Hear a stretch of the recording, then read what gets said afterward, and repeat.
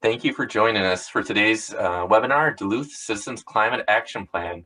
This is our first in our 2021 Art of Resilience Speaker Series.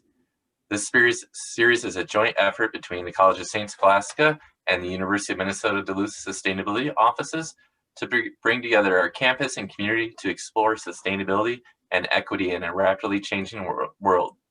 I'm one of your hosts, Ryan Erke, the Sustainability Facilitator at the College of St. Scholastica.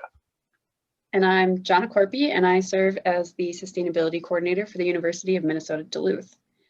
Before we get started, I'd like to cover a few housekeeping topics.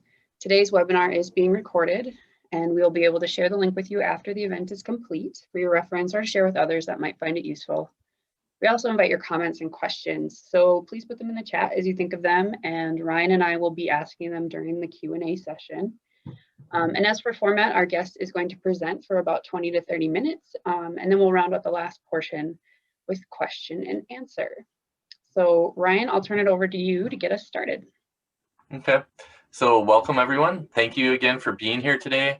Join us to talk about the recently published Duluth Citizens Climate Action Plan is Melissa Hung of the local nonprofit Equilibrium 3. Melissa is going to give us a brief dive into the Climate Action Plan, but first we've got some background to cover. Melissa, before you get going into your plan, would you introduce yourself, Equilibrium 3, and the role you're serving there, and kind of tell us a little bit about how you got involved in this work? Yeah, thank you so much, Ryan. Thank you, Jonna. I will go ahead and share my screen just because I do have some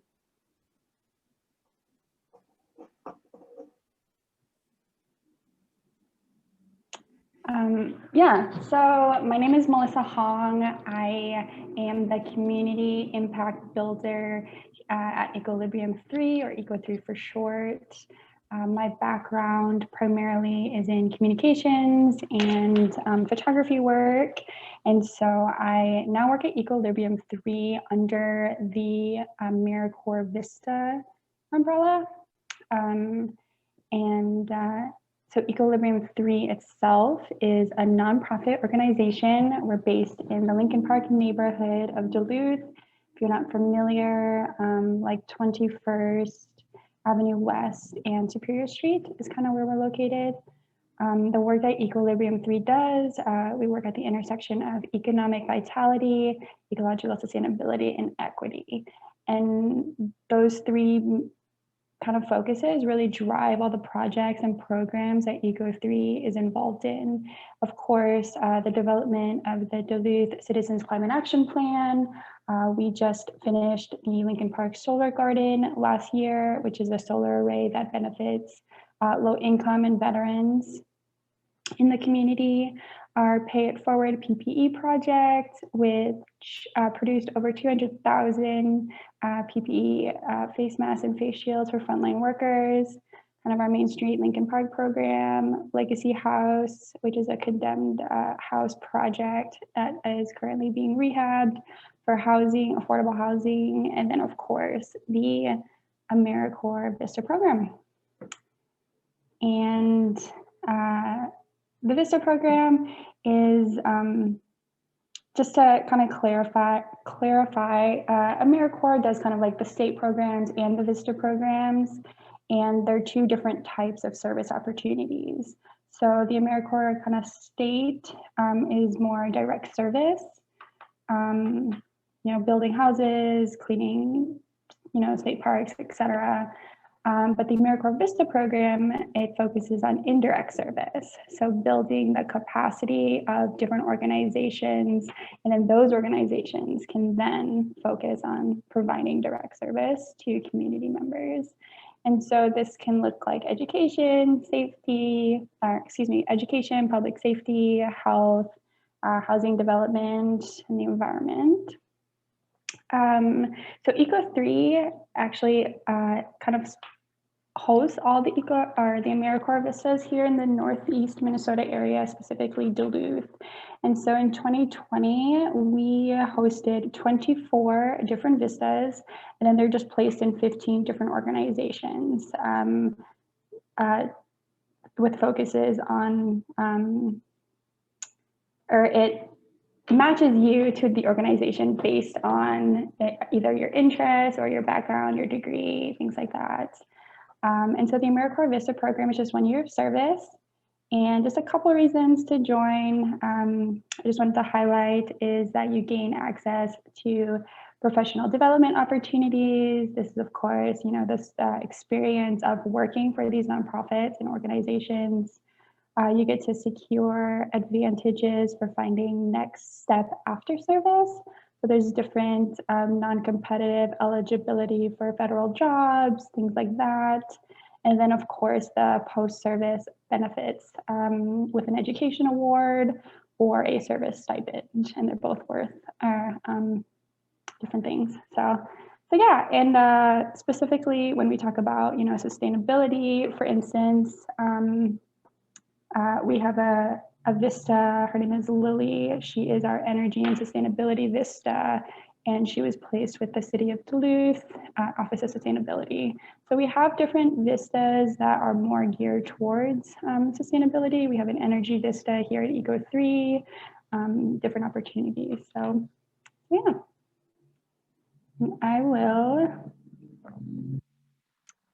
Ryan, I'm sorry, was there any other housekeeping, or can I just move right along here? Yeah, I think we're good. We welcome anyone who has questions as we go along today, just to put them in the chat and the Q&A session.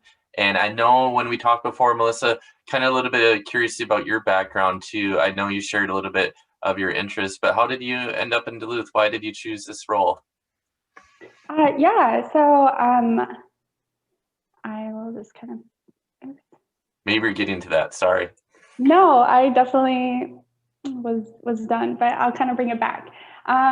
So the reason, so my background and the reason I chose Duluth was because the industries that I was working in before were focused on e-commerce, different web, kind of like website management. And the reason I specifically chose to join the AmeriCorps program was because I wanted to do work primarily in nonprofit. And so when I was applying, I'm originally from South Dakota, Sioux Falls, South Dakota. It's about 6 hours away. And when I was originally applying for positions, what really drew me to Duluth was the work that Eco3 specifically was doing.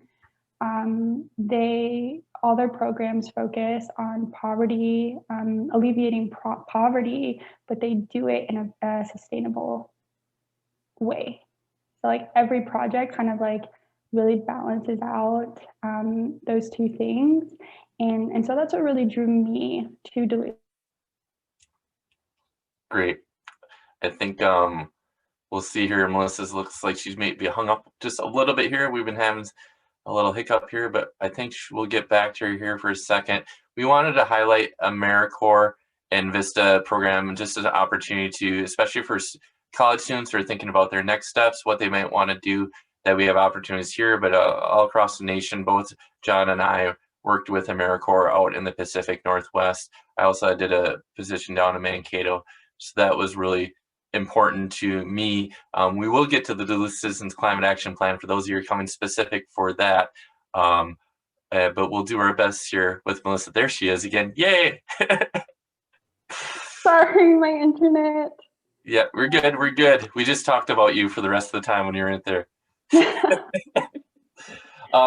Thanks for sharing a little bit about it, what you're doing and your Vista stuff. And yeah, if you're able to share your screen again, and go into the Duluth Citizens Climate Action Plan, we'd love to hear more about it. Yes. Okay. Can you see my screen? Okay. Yep. Everything's good. Okay. Perfect. Yeah. Okay. So my work at Equilibrium 3 is definitely building capacity. I work a lot with kind of the different internal systems, and then lots of project support. And one of the main projects that I was working on since my service started in August is the Duluth Citizens Climate Action Plan. And just kind of a brief overview, I'll just kind of talk about what it is, how it came to be, things like that. And I know this is a little bit redundant, but I did add kind of what a climate action plan is, just in general. It lays out strategies that mitigate climate change and reduces greenhouse gas emissions. And the Duluth Citizens Climate Action Plan specifically is a citizen-led effort to inspire climate action in Duluth. And so that just means it's not the city that's putting this out. It's what is developed by Eco3 as a way for the community to get involved with plans that the city is already doing. And so the climate action plan, it focuses on kind of three main parts. We kind of look into the current challenges in Duluth specifically, what's already being done in Duluth, like what's happening in Duluth, as far as community initiatives and organizations already working kind of improve and reduce greenhouse gas emissions, and then community actions that people are able to take. So how did it come to be? So in 2018, the city of Duluth adopted a goal of reducing its greenhouse gas emissions 80% by 2050 as part of its Imagine Duluth 2035 comprehensive plan. And that's wonderful, and that was such a great thing that happened. But city emissions are only 4% of emissions in Duluth, and so the Citizens Climate Action Plan was just developed as kind of an extension of the city's original goal. And so it was developed by Equilibrium 3 staff, and that includes several, AmeriCorps Vista volunteers, as well as their actual staff.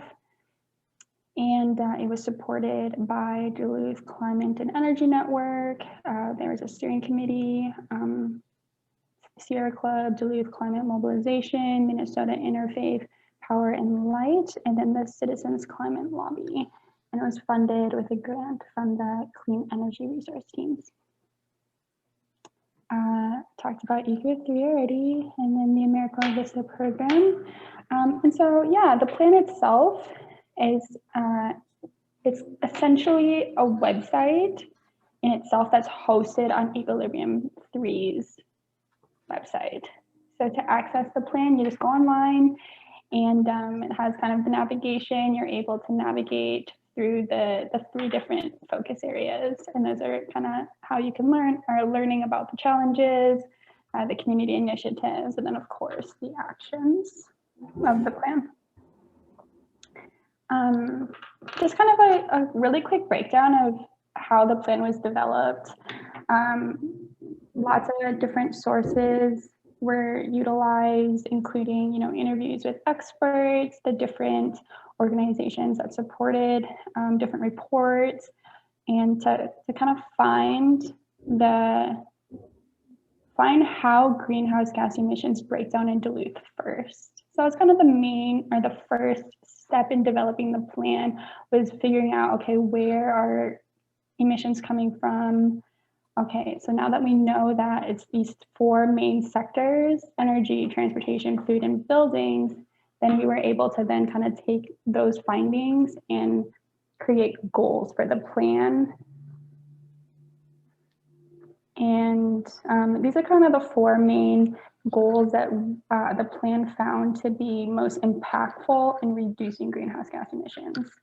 So for food and agriculture, it would be to develop a food system infrastructure that enables local food growth, processing, and distribution, prioritizing street design and modes of transportation, active modes of transportation, such as walking, biking, and then of course public transportation, making our buildings more energy efficient, fueled by clean and efficient energy, and then moving to renewables and developing community-owned, locally produced clean energy. So those are kind of the four most impactful ways to reduce greenhouse gas emissions in Duluth.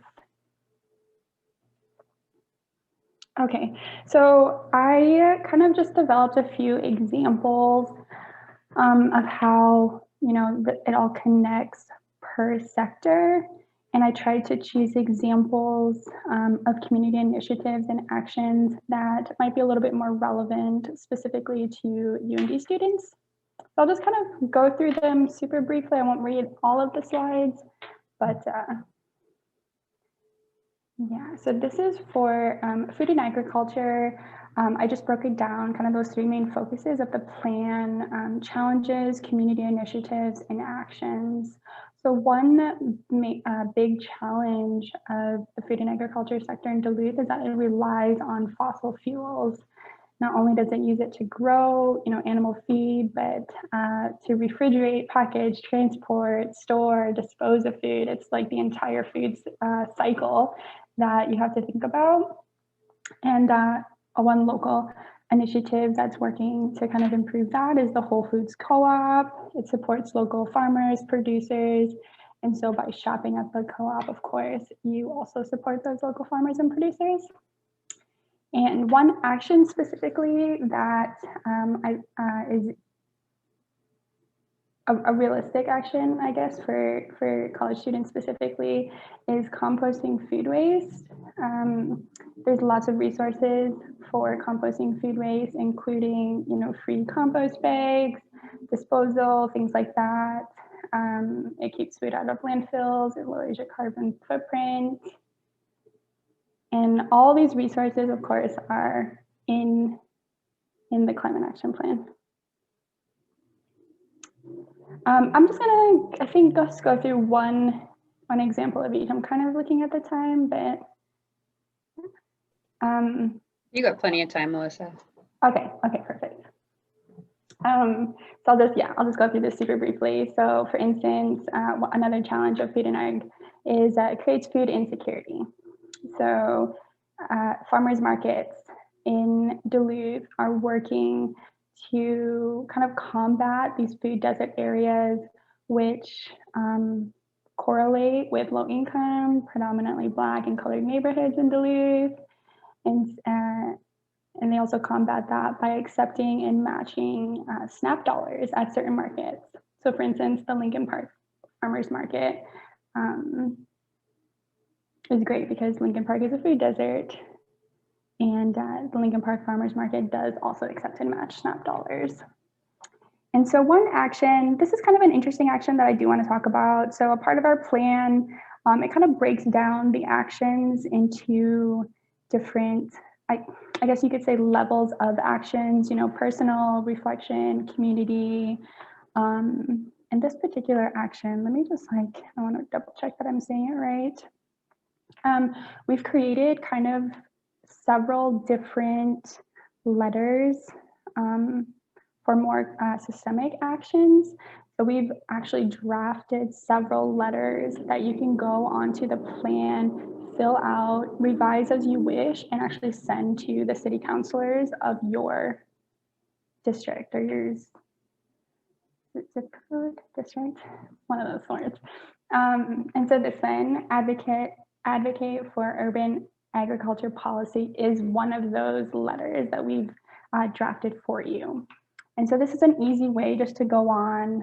You can contact your city leaders, and this is specifically about revising zoning ordinances, using land easements to, an example of that is, if there's empty lots in different food desert areas, then people would be able to use that for community gardens or, whatever that looks like.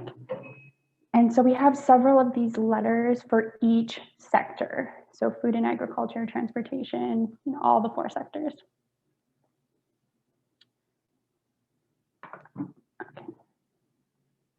Okay, so this is a transportation example. And one of the challenges with the transportation is that it contributes to poor health. It prioritizes non-active modes of transportation that, of course, contribute to obesity, asthma, cardiovascular disease. One of the community initiatives that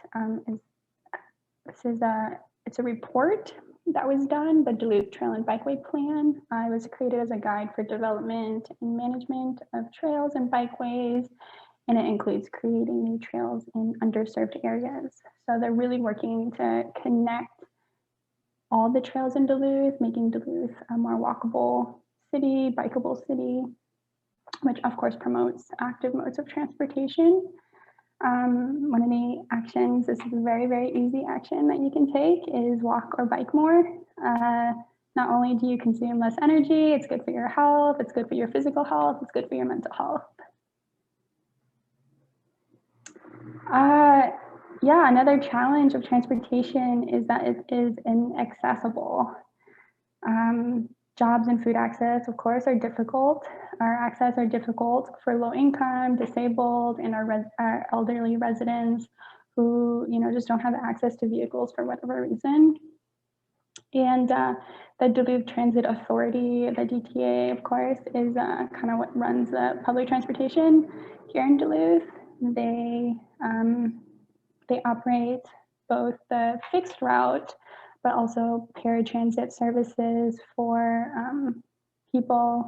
folks that aren't able to kind of have access to those fixed routes. So that's really quite a good service. And specifically for students in the area, they also offer a program. It's the DTA U-Pass. So it gives free access to all college students, high school students too, I believe, staff, anyone in kind of the school system. So yeah, one action that's very specific to kind of current weather is clearing your sidewalks. Sidewalks provide critical access and mobility to pedestrians, especially in the winter. And not only does that go for kind of the residents that are walking for, but for reasons like going to work or getting food or things like that, but also for runners, anyone that's just going on a walk. I mean, it's not just one person that would benefit. It's not just one set of people that would benefit. So many people would benefit from having the sidewalks clear in the winter. Buildings.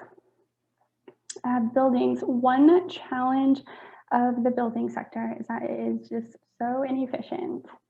As much as 80% of the energy we produce to heat, cool, and power our buildings is wasted due to inefficient design, building practices, as well as wasteful behaviors. So one program that Duluth has is the comfort systems, rebates, and loans. So it just essentially incentivizes people to make their buildings, owners, the city, to make their buildings more energy efficient by offering rebates, loans with low interest rates, things like that. And one action to take is noticing your energy waste. So this is definitely a personal reflection, but also kind of so not only like to reflect on how you use energy, but we've also provided resources on the website to calculate it. So we have different energy calculators, different carbon footprint calculators, determine, how you use energy, what energy is being wasted, how you're paying for energy. And once you really determine kind of what you're personally using, then it's easier for you to move forward and make the changes in order to reduce the energy that you're using. Another challenge in the building sector is that it contributes to inequity. So redlined neighborhoods in Duluth with high levels of poverty due to systemic compounding effects, they tend to have older housing stock that is just inefficient, it's more costly to heat, and it just keeps compounding those systemic effects. And so one thing that Eco3 does specifically, part of our energy program, is that we offer free home energy audits. And so what that means is we just go in to these homes, we look at how is the house sealed? What does the insulation look like? What can people do as far as weatherization, which we also offer free weatherization services, even as simple as changing light bulbs, sealing windows, things like that, that create more efficiency. It brings energy costs down. Another action that you can take is, especially as college students, is working with your landlord. Rentals often lack energy efficiency due to split incentives. Landlords, they don't want to pay for high efficiency equipment because then tenants tend to use more of it, and then vice versa. So bridging the tenant-landlord divide, it's a win-win for both. Landlords want good tenants, tenants want good landlords. Energy production. So one of the main challenges, of course, is that it relies on fossil fuels. And energy production is the main, it's the highest level of greenhouse gas emissions in Duluth, and that's at 37%. And this is because we still largely rely on fossil fuels, mainly coal and gas. One thing that Eco3 specifically did this year is we developed the Lincoln Park Solar Garden, which I have mentioned a bit ago. It's a 40 kilowatt solar array here in Lincoln Park. You can see it from the interstate. It benefits the low-income residents and then veterans. One action that you can take is, of course, reducing energy usage. So the less energy you use, the less you pay, the better for greenhouse gas reduction. And like I kind of mentioned earlier as well, this could be as easy as changing the light bulbs in your house to LED, unplugging electronics when you sleep. And yeah, there's so many other methods that you can do. Yeah, so another challenge of energy production is that it threatens sovereign native land. And the pipelines that we use to transport oil and tar sands, they often cut through sovereign nation or native land, said nation earlier, I'm sorry, sovereign native land, threatening the economic and cultural resources of its people. I'm sure so many of you have heard about Line 3 and the updates every day about that. Honor the Earth, which is a local nonprofit organization here in Duluth. It's renowned for its work for Native American land rights, environmental issues, and more. And so this action is give time to local initiatives, give time and money to local initiatives. This, of course, is specific to energy production, but it can go across the entire board. So no matter what sector, what organization, what initiative, they're always looking for support. They're always looking for donations, volunteers, things like that. So that's a great way to get involved. Collective impact. So these are just a couple, now that I've kind of run through really what the plan kind of breaks down in, those challenges, those community initiatives, and then the actions that you can take. It's quite a robust plan. And so, it definitely takes time to kind of navigate through each thing, navigate through the different pages and the different initiatives. And a way you can support the plan is by joining our email list and Facebook group, or liking the Eco3 Facebook group, Facebook page as well. And so what we do is we're continuously, highlighting the different initiatives, highlighting the different actions that are relevant to, for instance, clearing sidewalks in the winter, just making sure that we're highlighting those specific to the time and the place. And then, of course, spotlighting engagement events. So by joining those groups, you can kind of get, we kind of do the work for you without having to go through every single thing in the plan. Reporting impact, help us track citizen efforts by reporting the various actions that you take. We have a collective impact page on the website where you can add your name, and then you can add the action that you took as well. And then, of course, sharing and engaging, spreading word about the plan to your friends, family, coworkers, strangers, whoever, random person across the street, engaging in the different posts online, attending events such as this one, and those are the different ways to kind of share and engage, but there's always, there will always be more things in the future and more events and different things. So just kind of continuously engaging. Yeah, so just kind of, just to tie it all together, ECO3, we developed this plan and we kind of continuously, I don't want to say manage, but kind of continuously keeping it up to date, making sure that things are current, information is current. And so we're just kind of maintaining it, and it's meant to be a resource. So of course, we're not here to gatekeep what climate action means to you. And so you as a citizen, as a community member can take the information that we've given you, take this as a resource and apply it to your life. And so the very, very best way to support the plan is to take the time, go online, learn about the challenges in Duluth, learn about the many community initiatives, and actually take action, and take action in a way that, that works for you. Yeah, perfect. Questions about the plan? Questions about how to get involved? I added the link there again in case you did not see it. And Ryan, did you want me to, or Jonna, continue sharing my screen, or? Yeah, you can stop sharing your screen if you want. Before we transition into Q&A, so as people kind of get their questions formulated, please drop those in the chat. I just want to share the actual webpage because, I mean, Melissa's talked about it, but this page is so amazing.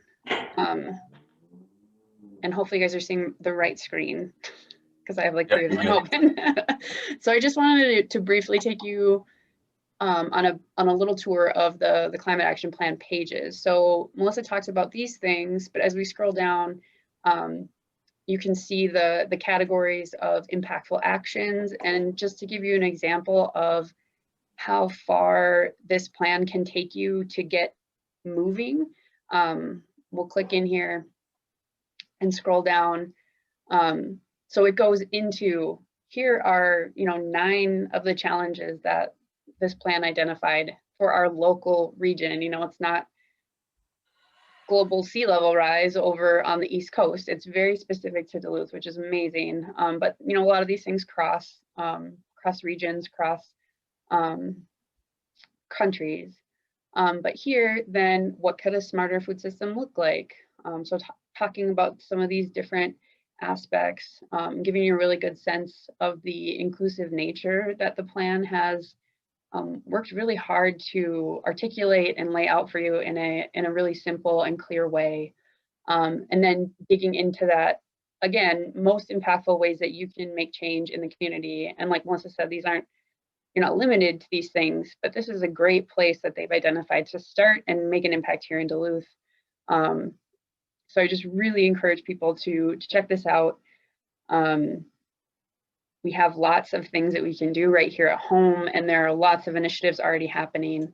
So I love the website. I'm really impressed. I was telling Melissa when we met a couple weeks ago, I hadn't had time to dig into it yet because when did it come online? November? November, yeah.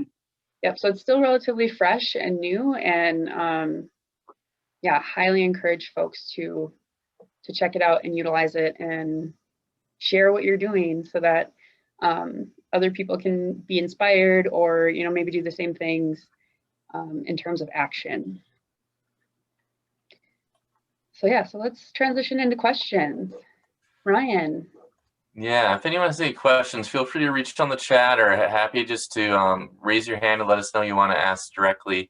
I think for I'm relatively new to Duluth, and what I really appreciate about the plan was just kind of, if I want to get more involved and more active in this type of stuff, both personally or for my work, really connecting students, working, I think I work with a lot of faculty and they're looking for resources about how to explore some of these topics we're looking at, around climate change. how to do that here on the ground. I think the website does a really good job.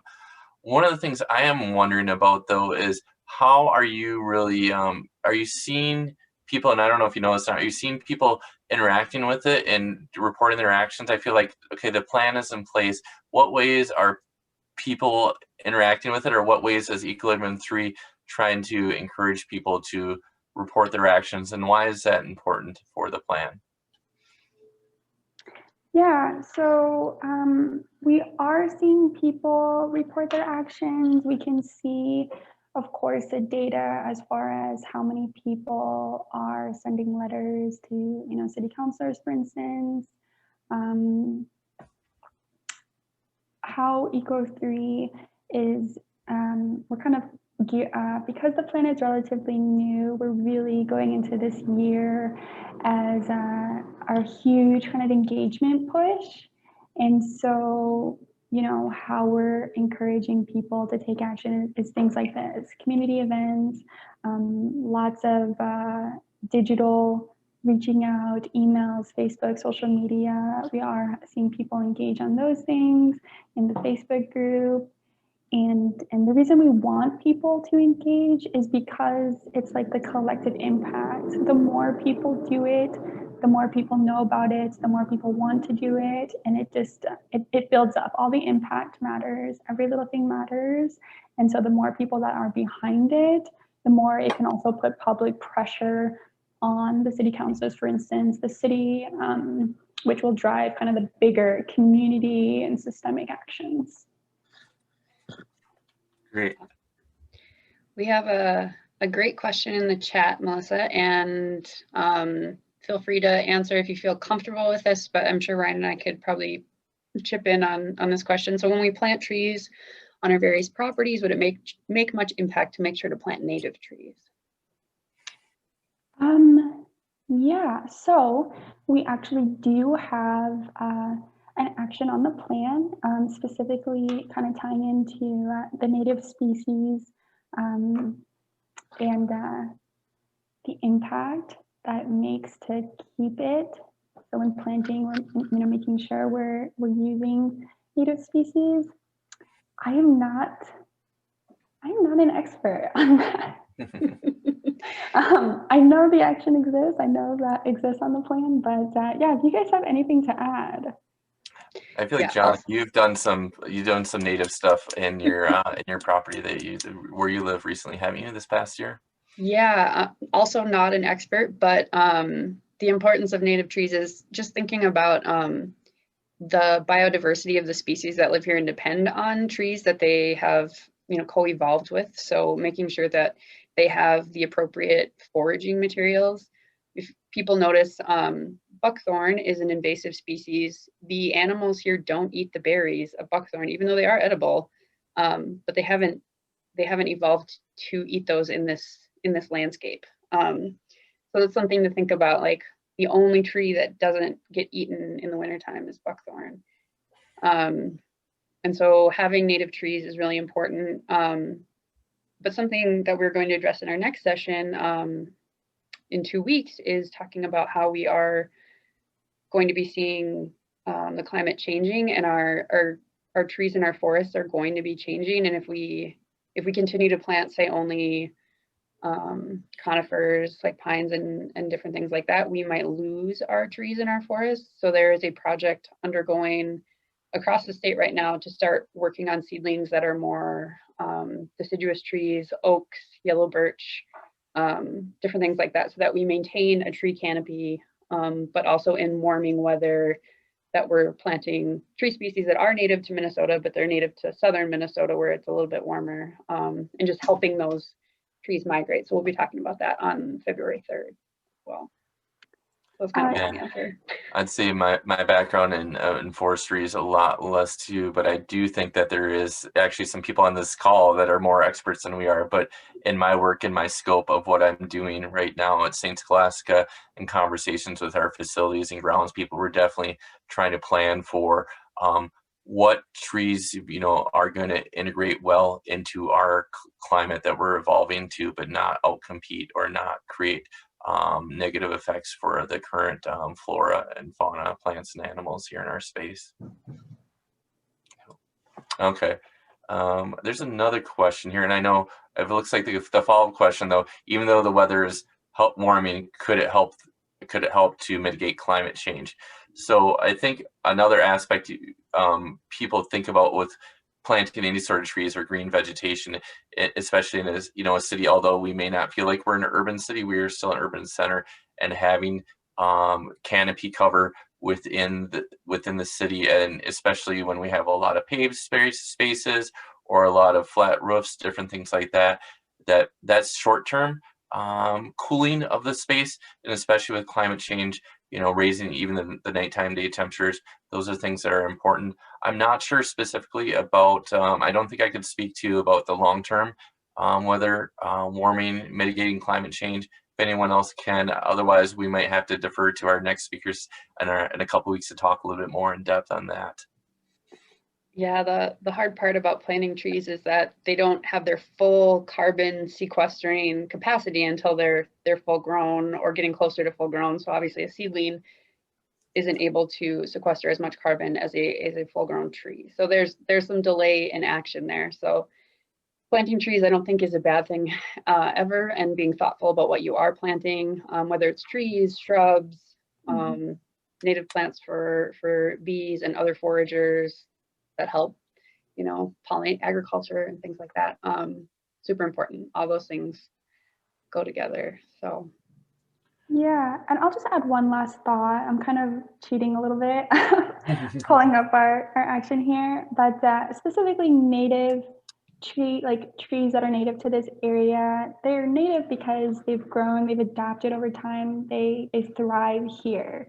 And so the wildlife that's also kind of dependent on these specific trees, these are native wildlife that have that also adapted to the different trees in the area, that affects the soil, the different nutrients in the soil, and it all kind of like affects each other. It's all connected together. So I think planting native trees just in general, it encourages wildlife, it encourages healthy soil, it encourages those things that are specific to Minnesota. Excellent. We have a couple other questions coming in. These are great. We also have a response from Martha on the kind of trees discussion in the chat. Martha teaches ecology at our institution at St. Scholastica. So check that out and connect. But I do want to, I think there's a couple other good questions. I think one talks about partnerships or, working with the city council. So it says the city council is considering declaring a climate emergency because of the people writing in and the Citizens Climate Action Plan. So I'm curious if you know a little bit more, either of you can talk a little bit more about, or maybe Lisa, if you want to hop in, we're happy to bump you up here to talk a little bit about the city declaring a climate emergency, and then kind of what integration or what impact it sounds like, at least the city hearing that is from people, and also the seeing the work with the Citizens Climate Action Plan is helping encouraging our leaders and our elected officials to consider more vocal, announcing their declaration of the climate emergency. Are you in the loop with that at all, Melissa, right now? Have you heard much about that? Yeah, so the climate, oh my goodness, Lisa, don't get mad at me. The climate emergency? No, the climate mobilization. Duluth climate mobilization. Yes. Yeah, so they're definitely kind of heading that up. And one of the main reasons for, Lisa, it might be great if you did kind of talk since you kind of had that up, but. Yeah, I can bump you up real quick, Lisa, so you can speak. Give me just 1 second. There we go. Hi. Thanks, Lisa. Yeah, so thank you, Melissa, and I'm really glad that Eco3 has done this Citizens Climate Action Plan, because it is part of what we need as a city, as an area, to really address climate change. That everybody, this is like individual parts that people can do, but we're asking the city council to declare a climate emergency, to have a resolution that says, you know, reduce it, building on what they already had said about Imagine Duluth 2035, but reducing our carbon output to net zero by 2030 and taking really strong actions. And so by seeing this current of just regular people saying, okay, we're gonna act and do what we can, then it influences the city government to declare a climate emergency and have a city plan. And I just was at the Energy Plan Commission, which is going on right now, actually, and they are talking about making Duluth more not just sustainable, but reducing carbon output and dealing with the climate crisis. So, the part of what Duluth Climate Mobilization's goals was just to have a citizen climate action plan. And so when Equilibrium 3 and Melissa especially, and I was on the steering committee, but when they wanted to do that and did that, then I was just absolutely, I am thrilled. It's great. It's what we need to do to move forward. So I hope that explains some. That's perfect. Yeah, I think that's great. And Thanks, yeah, I guess I was going to just comment, you know, from my own perspective, and I work with a lot of different people trying to balance this, like, okay, what personal actions can I do and what collective actions I can do too. And I think sometimes they get stuck in either or piece and making sure that they're integrated. And I really appreciate that the interaction and, you know, encouragement, yes, do personal actions. And I think that helps with, for me, my own personal well-being and feeling like I'm doing something, but also working with other organizations and, you know, our government leaders too, to help them, give them the encouragement to lead us in the way that we're asking to. And I did see there's another question here. How do you collaborate with partners like the Sierra Club to advocate for more sustainable Duluth through policy at both the local and state levels? I know we've touched on this, but to keep our politicians accountable, are there other ways that Equilibrium 3 or the Citizens Climate Action Plan is working, building these relationships, collaborating with these other organizations? I know there are. I'm curious if you could talk a little bit to that, Melissa. Yeah. So with Equal 3 and kind of our role in all this is, and I've said this already, but the Climate Action Plan, it was developed as a resource. And so our partners and different organizations in the cities, such as the Sierra Club or such as, you know, Duluth Climate Mobilization, in order to kind of propel and put pressure on the city and on city councilors, on state and local government to take community and systemic action, it's a lot easier to do it collectively. And so Sierra Club can take the Climate Action Plan, use it as a resource in order to kind of like prove that this is what the citizens want, this is what the community wants in Duluth. We've worked hard to develop it. People are taking actions. People are behind it. And then it just keeps putting public pressure on those government officials in order to pass these big actions that will make the most impactful or the biggest impacts on reducing greenhouse gas emissions. Does that make sense? I'm sorry, I kind of like bounced a little bit. Mm-hmm. No, I think it's right. Yeah, it makes a lot of sense. I can just share the screen again from the Climate Action website so folks get a sense of the actions that are available. So there's the personal actions, individual and household actions, institution and business actions, and then community and systemic. And so it has things, how to advocate. So if we click on one of the advocating pieces, I know some people are really intimidated to, you know, maybe write an email or a letter or call their representative because they're not sure what to say, but the work has been done. There is something to start with here. So you can, you know, just plug and play basically. The text is there. Melissa, I'm sure you can, I don't know if you can edit it. So like if you wanted to personalize it. Yes, absolutely. Yep. And I know representatives like to hear a personal story, not just a million of these emails with the same copied text. So if there's something that you can share that, would be impactful, how this is impacting your life, or, your occupation, different things like that, how it would benefit your community, your neighborhood, etc. Adding those little tidbits and really make advocacy more effective and have people pay attention, and potentially use those anecdotes when they're trying to get others on board as well. Thinking about those options in your advocacy is really important. And I appreciate all the work that has gone into this to really just make it so accessible for people to act from wherever they are, especially in this very distant time.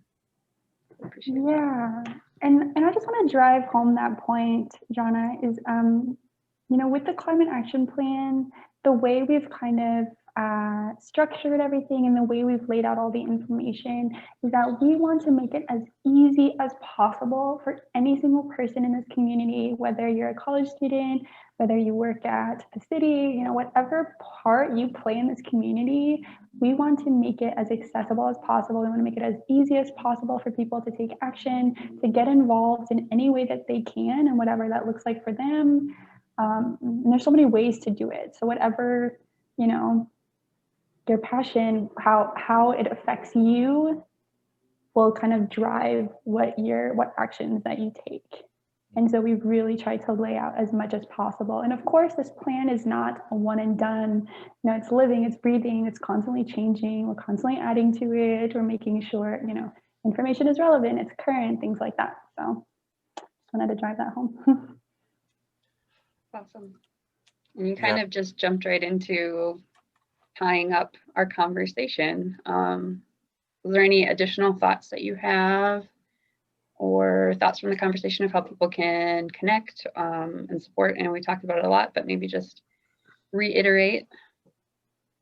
Yeah, I definitely encourage and invite everyone here to go on the plan, just poke around, get comfortable with the navigation, start to kind of sign up for, the Facebook group or sign up for the emails, and just start kind of immersing yourself in the plan. Like, don't take it all at once. I think that's important, particularly when dealing with such a huge issue that spans so many different sectors. It's easy to get overwhelmed, and that's really not what we want, So yeah, just kind of take it piece by piece, start to get yourself in there, start to share it online, share it with your friends, share it with your family. Yeah, and then continue to be on the lookout for more engagement events in the future. There's definitely more collaborations that will take place with different organizations, different people, folks in the community, and so just being kind of on those lists, you'll always kind of know what's happening. Yeah. And I also invite you, if you have any questions about the plan specifically, to reach out to me and Eco3. I'll put my contact in the chat as well. Now, if you have any questions that you weren't able to ask today, or that you can think of later. So. Great. Thank you so much, Melissa. I switched over here. I shared my screen quick. Thank you for your time today, and for everyone who joined our webinar. I do think there's some opportunities for St. Scholastica and UMD students. I know there's leaders on the call here, there's faculty on the call to do some coordinated work within our institutions to add to this. And so I'm excited to work with students and faculty to see what we can do over the course of this next spring. Yeah, thank you so much, Melissa, too, also for joining Duluth here for this year of service that you are doing here with Eco3 and helping support our community. If you have any additional questions or would like to connect with us for our programs like St. Scholastica or Sustainability Offices, Art of Resilience, our future events, please reach out to us via the emails listed here on this screen. We are going to have another program. Basically, John and I have coordinated a series of programs every 2 weeks focused on different sustainability items here at in the Twin Ports or Northeast Minnesota region. Our next one is forest assisted migration. I see it, I'm a little covered up here with my, at least on my screen with it, but it's going to feature David Abbas and Joel Bronsky. Is that how you say his name, Jana? Bransky, I think. Bransky, and they're with University of Minnesota Northeast Regional Sustainable Development Partnership. That'll be at 1 o'clock, not at 3 o'clock on Wednesday, February 3rd. If you would like to access other activities and other events, we do have a calendar list of events. You can go to the site and see what we're offering over the course of this semester and register for each individual link. Thank you again so much, Melissa, for your time, and thank you for all of you for joining us today. Yeah, Thanks, thank you so everybody. much. Thanks, Melissa.